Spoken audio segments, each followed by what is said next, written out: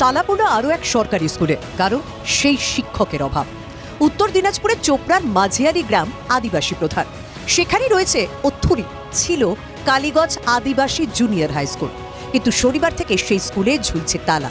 শিক্ষা দপ্তরের নির্দেশ, স্কুলে থাকা 33 জন পড়ুয়াকে ট্রান্সফার সার্টিফিকেট দিয়ে অন্যত্র ভর্তি করাতে হবে।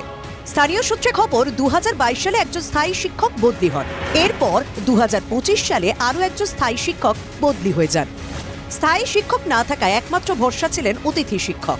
তিনি একা হাতে বছরের পর বছর স্কুলটি চালিয়ে আসছিলেন, কিন্তু তিনিও 31শে জানুয়ারি অবসর নেওয়ায় স্কুলটি শিক্ষক শূন্য হয়ে যায়। ফলে গ্রামের ছেলে মেয়েদের ভর্তি হতে হয়েছে দূরের একটি স্কুলে। থাকলে মাস্টারগুলা ভালো ভালো শিক্ষার্থী দিল, এখানেই থাকতো। এখন স্কুলটা বন্ধ হয়ে গেছে, তো এখন মাস্টারটা নাই কিছু, তাহলে ওইটার জন্য আমি ওখানে ট্রান্সফার মাস্টার গুলার কমির জন্য অন্য স্কুলে এডমিশন করালাম। এত মেলা খেলা না করে এই স্কুলটা এখানে একটু বাচ্চা কাচ্চা যদি পড়াশোনা টিচার গুলো আসতো, তারা আমাদের মেয়ে ছেলেগুলো পড়াশোনা করতে পারতো। যে বাংলায় আদিবাসী ভাষায় শিক্ষার কথা বলা হচ্ছে, সেই বাংলাতেই অনাদরে অবহেলায় বন্ধ হয়ে গেল আদিবাসী গ্রামের একমাত্র স্কুলটাই।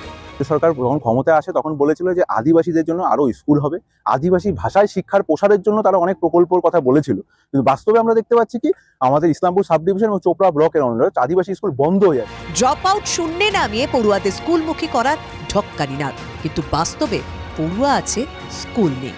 শ্রী আর শিক্ষার মাঝে বিশ্রী ফাঁকটা আরো প্রকট হচ্ছে এই ছবিগুলিতে।